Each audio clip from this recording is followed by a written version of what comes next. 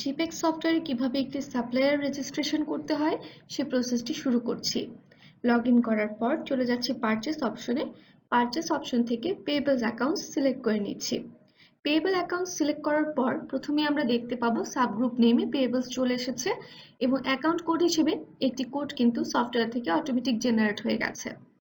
এখন লেজার নেমের ফিল্ডে আমরা কিন্তু সাপ্লায়ারের নাম অথবা সাপ্লায়ারের যে কোম্পানি নেম আছে সেটা লিখে নিব।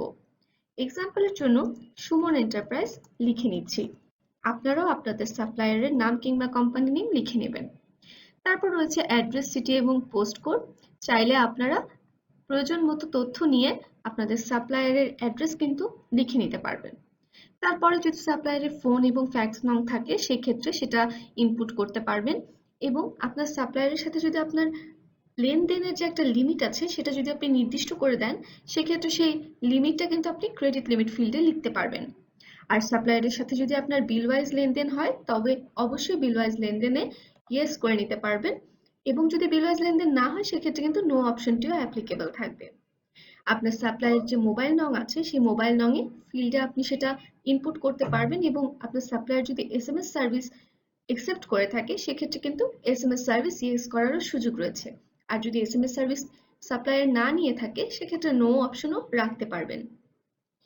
তারপর ইমেইলে আপনার সাপ্লায়ারের যে ইমেল অ্যাড্রেস আছে সেই ইমেল অ্যাড্রেসটা দিতে পারবেন। এক্সাম্পলের জন্য আমি suman@gmail.com দিয়ে দিলাম। তারপর রয়েছে কমেন্টস বক্স। চাইলে কমেন্টস বক্স আপনাদের প্রয়োজনীয় যে কোনো ধরনের রিমার্কস কিংবা যে কোনো ধরনের ইনস্ট্রাকশনস দিয়ে দিতে পারবেন। এখন আমরা সেভ করে নিচ্ছি। দেখুন আমাদের অ্যাকাউন্টটি সাপ্লায়ার অ্যাকাউন্টটি কিন্তু সেভ হয়ে গেল। একটু নিচে আসলেই আমরা দেখতে পাচ্ছি এই যে আমাদের সুমন এন্টারপ্রাইজ কিন্তু রেজিস্ট্রেশন হয়ে গিয়েছে। এভাবেই খুব সহজে একটি সাপ্লায়ার কিন্তু আপনারা জিপ্যাক সফটওয়্যারে রেজিস্ট্রেশন করে ফেলতে পারবেন।